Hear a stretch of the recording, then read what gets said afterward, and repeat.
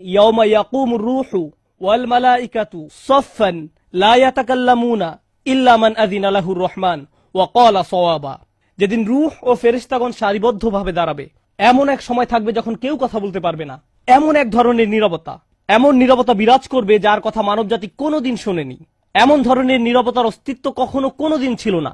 সেই রকম পিনপতন নীরবতায় আল্লাহ বলেন, লা ইয়াতাকাল্লামুন, কেউ কথা বলতে পারবে না, ইল্লা মান আযিনা লাহুর রহমান, দয়াময় আল্লাহ যাকে অনুমতি দিবেন সে ব্যতীত। আর তিনি হলেন মুহাম্মদুর রাসূলুল্লাহ সাল্লাল্লাহু আলাইহি সাল্লাম। তিনি এমন সময় আল্লাহর কাছে আসবেন যখন সৃষ্টির কারো একটি শব্দ করার অনুমতি থাকবে না, সৃষ্টির কারো কোনো আওয়াজ শোনা যাবে না। তিনি আল্লাহর সামনে এসে আল্লাহর কাছে কথা বলার অনুমতি চাইবেন। ফায়ুযানু লি, তিনি বলেন আমাকে কথা বলার অনুমতি দেওয়া হবে। ওয়ায়ুলহিমুনি মাহামিদা আহমাদাহু বিহা লা ইয়াহদুরুনিল আন, সেই দিন আল্লাহ আমাকে স্পেশাল একটি দোয়ার মাধ্যমে তার প্রশংসা, তার কৃতজ্ঞতা করা শেখাবেন, যেটি বিচার দিবসে আমাকে দেওয়া হবে, যা এর পূর্বে কাউকে দেওয়া হয়নি, কোন সৃষ্টিকে দেওয়া হয়নি। এক স্পেশাল ওয়াহি রাসূলুল্লাহ সাল্লাল্লাহু আলাইহি সাল্লামকে দেওয়া হবে বিচার দিবসে, যা কোন সৃষ্টিকে দেওয়া হয়নি।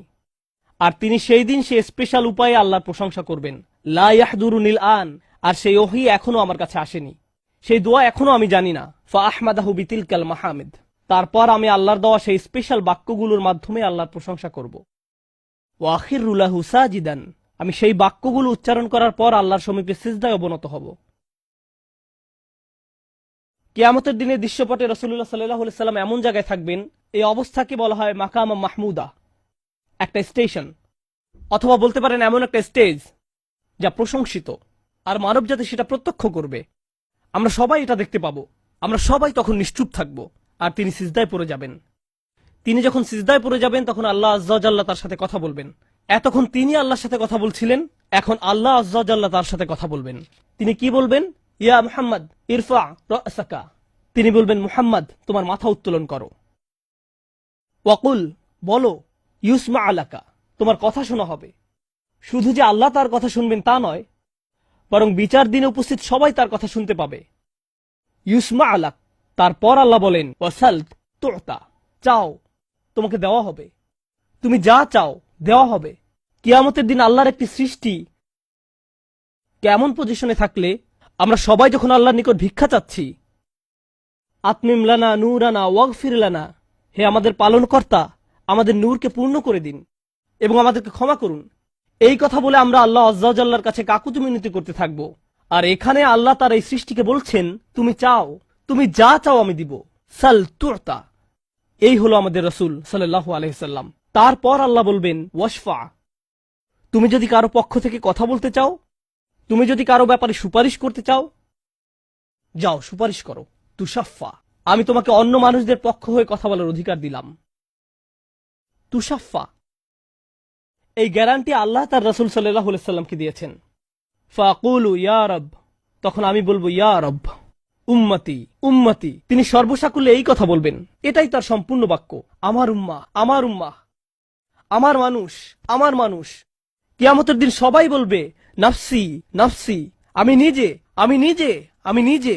আল্লাহর নবীরা যারা মানুষকে আল্লাহর দ্বীনে আনার জন্য দিবারাত্রি পরিশ্রম করে গিয়েছেন, যেমন ইব্রাহিম আলাইহিস সালাম, যার এই দুনিয়ায় থাকাকালীন সময়ে শুধু একটাই উদ্বেগ ছিল মানুষের মুক্তি। বিচারের দিনে তিনি বলবেন না, যাও অন্য কোথায় যাও, যাও মুসার সাথে কথা বলো। মুসা আলাইহিস সালাম, যিনি বনী ইসরাইল নিয়ে চিন্তিত ছিলেন, তিনি বলবেন না, যাও ঈসার সাথে গিয়ে কথা বলো। আর আমাদের রাসূল সাল্লাল্লাহু আলাইহি সাল্লাম বলবেন, প্রসঙ্গত কোরআনে কিয়ামত দিবসের যে ভয়াবহতার কথা বর্ণনা করা হয়েছে তা একবার চিন্তা করে দেখুন। ইয়াউমা তারাউনাহা তাযহালু কুল্লু মুরদিআতিন আম্মা আরদাআত, প্রত্যেক মা যে তার বাচ্চাকে দুধ খাওয়াচ্ছে তার বাচ্চাকে ফেলে দিবে যেন সে কিছুই না। ইয়াফিরুল মারউ মিন আখিহি ওয়া উম্মিহি ওয়া আবিহি, সেদিন মানুষ তার ভাইয়ের কাছ থেকে পালাবে, মায়ের কাছ থেকে পালাবে, বাবার কাছ থেকে পালাবে। ওয়া সাহিবাতিহি ওয়া বানিহি, তার স্ত্রীর কাছ থেকে পালাবে, ছেলে মেয়ের কাছ থেকে পালাবে। আপনাদের কেউ কেউ হয়তো ইতিমধ্যে স্ত্রীর কাছ থেকে পালিয়ে বেড়ান, তাই আপনাদের কাছে হয়তো এটা অতটা ভীতিপ্রদ নয়। এই আয়াত হয়তো আপনার জন্য ভয়ের নয়, কেউ কেউ ভাবছে অবশেষে। যাই হোক, সমস্ত গুরুত্বের সাথে সেই দিন সবাই কাকে নিয়ে উদ্বিগ্ন থাকবে? নিজেকে নিয়ে। প্রকৃতপক্ষে সেদিন প্রত্যেক ব্যক্তি বলবে ওমান ফিল আরদি জামিআ সুম্মা ইউনজিহ, সবাইকে জাহান্নামে নিয়ে যান এবং বিনিময়ে আমাকে জান্নাতে প্রবেশ করতে দিন। এটাও কোরআনে এসেছে। মানুষ সেদিন এমন মরিয়া হয়ে উঠবে, সেদিন একজন মানুষ আল্লাহর সাথে কথা বলবেন, আর প্রথম যে শব্দগুলো তার মুখ থেকে উচ্চারিত হবে তা হলো উম্মতি উম্মতি। আপনার জন্য আপনার রাসূলের ভালোবাসা এমনই প্রগাঢ় সাল্লাল্লাহু আলাইহি সাল্লাম। আমার উম্মাহ আমার উম্মাহ। যদি আমরা তাকে ভালোবেসে থাকি, তাহলে যেই উম্মতের জন্য আল্লাহ রাসূলের এত ভালোবাসা, সেই উম্মতের জন্য আমাদের অন্তরে কিভাবে এত ঘৃণার বাস হয়? কিভাবে সম্ভব এটা? কিভাবে আমাদের পরস্পরের প্রতি এত ক্রোধ, বিচার, সমালোচনা, বিভক্তি, বিদ্বেষ, অনুমান, অহংকার? আর এই মানুষগুলো দাবি করে তারা রাসূলুল্লাহ সাল্লাল্লাহু আলাইহি সাল্লামকে ভালোবাসে। এইসব তুচ্ছ বিষয় ভুলে যেতে এই ভালোবাসা কি যথেষ্ট নয়? আমাদের কোন পার্থক্যগুলো এর চেয়ে বড়? তো যখন রাসূলুল্লাহ সাল্লাল্লাহু আলাইহি সাল্লাম বলবেন উম্মতি উম্মতি, আল্লাহ সুবহানাহু ওয়া তাআলা বলবেন ফায়াকুলু ইনতালিক, এগিয়ে যাও, ফাআখরিজ মিনহা মান কানা ফি কলবিহি মিসকালা শাইরাতিন মিন ঈমান। মনোযোগ দিয়ে শুনুন, যাও, এখান থেকে বের করে নাও যাদের অন্তরে ঈমান আছে, এমনকি এখানে শারিয়া মানে বার্লি দানা, যা সামান্য একটু লম্বা হয়, যাদের অন্তরে এতটুকু পরিমাণ ঈমানও আছে, যে কোনো ঈমান যদি তাদের অন্তরে থেকে থাকে, তাহলে তাদেরকে বের করে নাও। আপনি এগিয়ে যান এবং বের করে নিন। দৃশ্যপটটি কল্পনা করুন, রাসূলুল্লাহ সাল্লাল্লাহু আলাইহি সাল্লাম মানুষকে রাখছেন, যাও যাও যাও, তিনি তাদেরকে সরিয়ে নিচ্ছেন। কিছু মানুষকে নিয়ে যাওয়ার পর ফেরেশতারা থামিয়ে দিলেন, কারণ কারো কারো ঈমান এর চেয়েও ছোট। সামান্য পরিমাণ ঈমান বলতে আসলে কি বোঝায়? কেউ একজন হারাম কোনো কাজে যুক্ত ছিল, সে ভয়ানক কিছু একটা করছিল, কাজটা করে ফেলার পর তার মনে অনুশোচনা জাগ্রত হলো, তার ভেতর থেকে কিছু একটা বলছে এটা খারাপ কাজ, আমার এটা করা উচিত নয়, আল্লাহ আমাকে এটা সম্পর্কে জিজ্ঞাসা করবেন। তারপর কোনো একভাবে তার এই চিন্তাটাকে সে দমিয়ে দিল, থাক এখন চিন্তা করার দরকার নেই। কিন্তু পরবর্তীতে সে আল্লাহর কাছে দোয়া করে বলল, ইয়া আল্লাহ, আমি জানি না কিভাবে এই কুঅভ্যাস থেকে বাঁচব, আমাকে এর থেকে মুক্তি দিন। আমি চাই না এটা আমার জীবনে আর ঘটুক, কিন্তু তবু আমি এটাতে আটকা পড়ে আছি।